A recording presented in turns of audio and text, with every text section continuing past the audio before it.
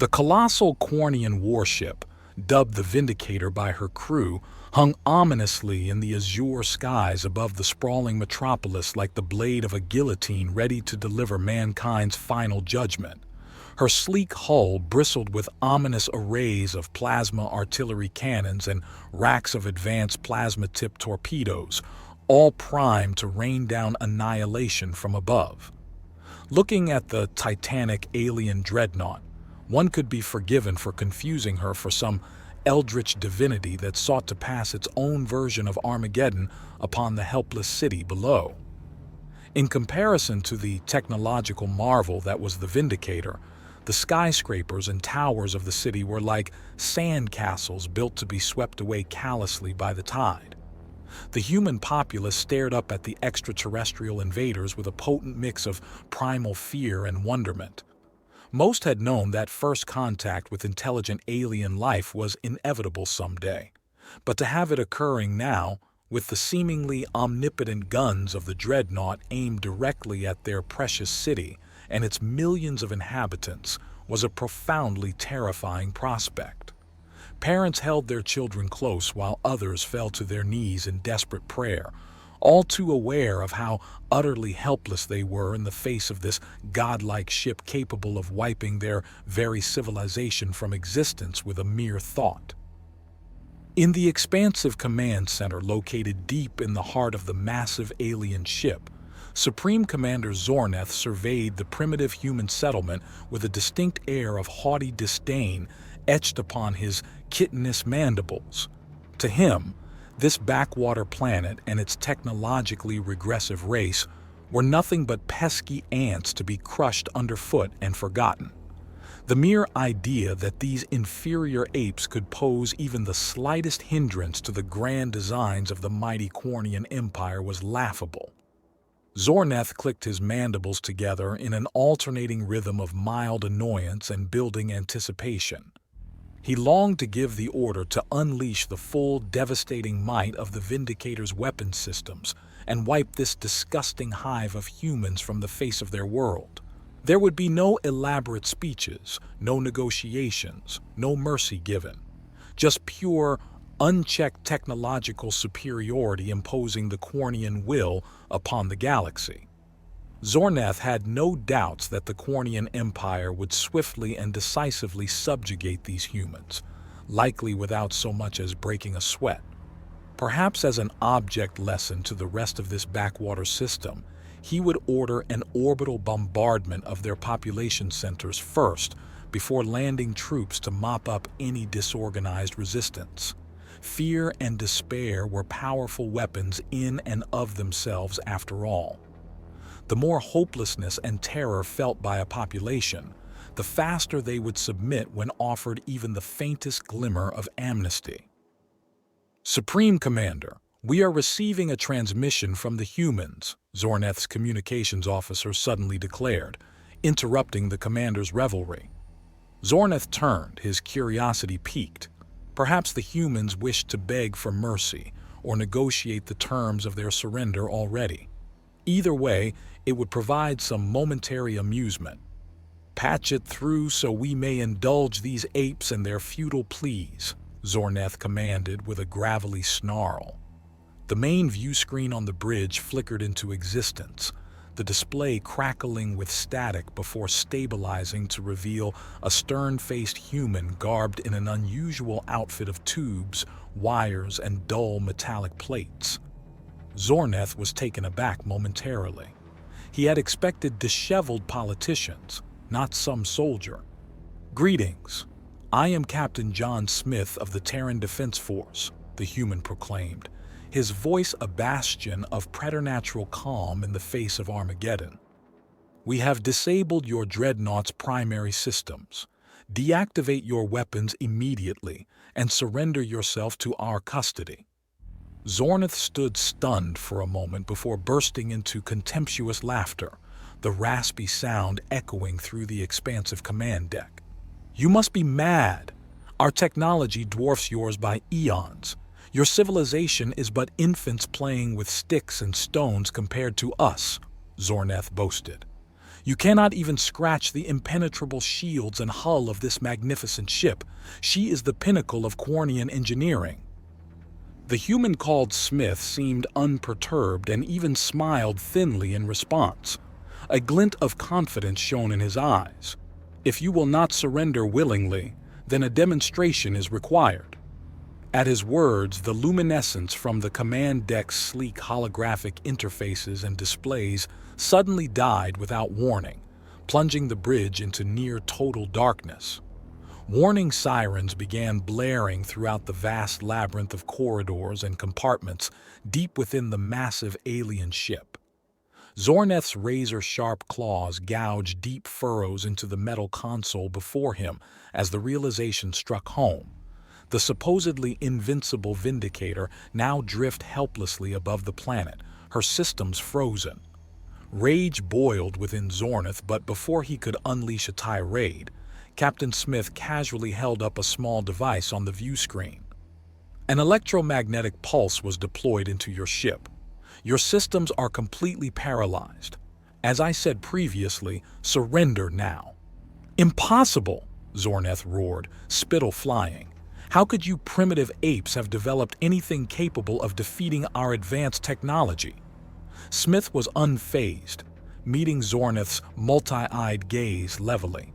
"You greatly underestimated humanity's ingenuity and resourcefulness.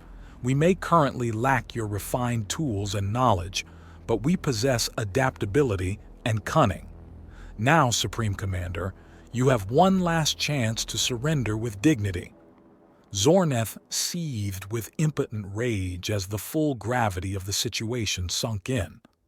The tactical display screens, now dim and lifeless, clearly indicated catastrophic systems failure across the entirety of the once mighty Vindicator. Her reactor cores, plasma weapons, engines, defenses, all of it neutralized by this unexpectedly cunning enemy. These humans had somehow developed an electromagnetic weapon capable of slipping past the Vindicator's shields as if they were nothing. It was a rude awakening to how utterly fallible and vulnerable their vaunted technology truly was in the face of an innovative enemy. Zorneth realized, much to his disgust, that he had clearly underestimated humanity's resourcefulness. Swallowing his pride, Zorneth turned to face his communications officer. "Open a channel back to the human ship," he rasped reluctantly. As the static-filled view screen flickered back to life, displaying the stoic human captain, Zorneth forced himself to utter the words he never imagined saying. "The Vindicator hereby surrenders to your forces. What are your terms?" Captain Smith nodded, seeming unsurprised by this turn of events. "A wise decision, Commander. We will board your ship shortly and take command. Any resistance will be met with lethal force. Your crew will be detained for questioning. If you provide full cooperation, you will be treated fairly as prisoners of war." The transmission ended abruptly, leaving Zorneth to seethe silently in the darkness of his disabled command deck. Never before had he suffered such an ignominious defeat. To be outmaneuvered by what he thought to be mere apes was a disgrace that would haunt his name for generations. The Corian Empire did not take humiliation lightly, yet perhaps this temporary defeat could still be spun into an opportunity. As the human boarding party cautiously made their way through the dreadnought, weapons ready, Zorneth realized the seeds of future victory still lay hidden in the shadows. Patience and cunning were required now above all. The human strike team arrived at the bridge, Captain Smith at the head with rifle raised and eyes narrowed in suspicion. "Commander Zorneth, by authority of the United Terran Alliance, you are hereby under arrest as a prisoner of war. If your empire attempts any form of retaliation, we are prepared to meet it with our full capabilities." Zorneth remained motionless and silent as wrist restraints were placed on his sinewy arms. As he was led away, head held high, he called out to Captain Smith, "Your victory in this skirmish was admirable, but do not be fooled into thinking you have seen the full extent of the Corian Empire's power." Smith met his gaze levelly. "Perhaps," but we have proven ourselves more capable than you estimated. Dismiss us at your continued peril." In the weeks following the failed invasion, an atmosphere of celebration prevailed across Earth. Human ingenuity and resourcefulness had managed to prevail over the extraterrestrial enemy's technological superiority when all seemed lost. For many, this surprising victory over the supposedly unstoppable Corian warship gave hope that humanity could withstand any future threat or adversity through innovation and determination. The future, which had seemed so bleak in the shadow of the alien dreadnought, now looked brighter than ever. But light years away, in the deepest recesses of a secret Corian research base hidden on a remote moon, a countdown had already initiated the moment the Vindicator fell silent over Earth. Supreme Commander Zorth's swift surrender had been a carefully orchestrated ruse, and Zorth himself was merely an expendable pawn in a greater game. When the human's EMP weapon had fired, a split-second surge of encoded data had been transmitted from spy drones hidden aboard the Vindicator back to Corian forces. Scans of the weapon responsible, Earth's defense capabilities, energy signatures, everything the humans had laboriously unearthed in order to deliver their unlikely victory was now in Corian hands. An adaptive countermeasure was already being developed. Corian scientists and engineers worked relentlessly, reverse engineering Earth's ship-disabling technology. They hardened their circuitry, shielded their reactor cores, and devised countermeasures. The humans had revealed a weakness, and the Corian war machine was evolving quickly to eliminate it. This was merely an early skirmish, a testing of capabilities on both sides. The next engagement's outcome would be far different. On the moon's surface, row after row of new Corian warships sat in silent watch. Their hulls and weapon systems gleamed with unseen alloys and energies, shaped by the knowledge gained from that initial failed attack. Once their preparations were complete, the Corian fleet would launch with singular purpose: the total extermination of the human race. Light years away, Captain John Smith also monitored the stars vigilantly from mission control, knowing that future attacks were inevitable. But his confidence remained unbowed. "We showed them humanity's strength once already," he told his staff. "If they return, we will be ready, and we will prevail again." Still, he wondered grimly if next time ingenuity alone would be enough. The hours of waiting stretched on, marked by wary preparation on both sides. But the countdown towards destiny ticked inexorably onward. Both species knew, deep down, that their first encounter had only been the prelude. The real battle was still to come. Soon their civilizations would clash again over the fate of Earth, and perhaps the galaxy itself. Only one would emerge victorious. Far from Earth, the rows of Corian ships received their final orders. Engines thrummed with hateful energy. Plasma weapons glowed in anticipation. The message from Corian High Command was simple: leave nothing alive. In the aftermath of Earth's unlikely victory, an atmosphere of celebration and relief settled across the globe. Humanity had prevailed against seemingly impossible odds and repelled an extraterrestrial invader far superior in technology and power. For many, it was seen as a triumph of human ingenuity and proof that humanity could overcome any challenge or threat through cooperation and determination. But unbeknownst to the cheering crowds, far across the endless void of space, the plans for humanity's utter annihilation were already being set in motion.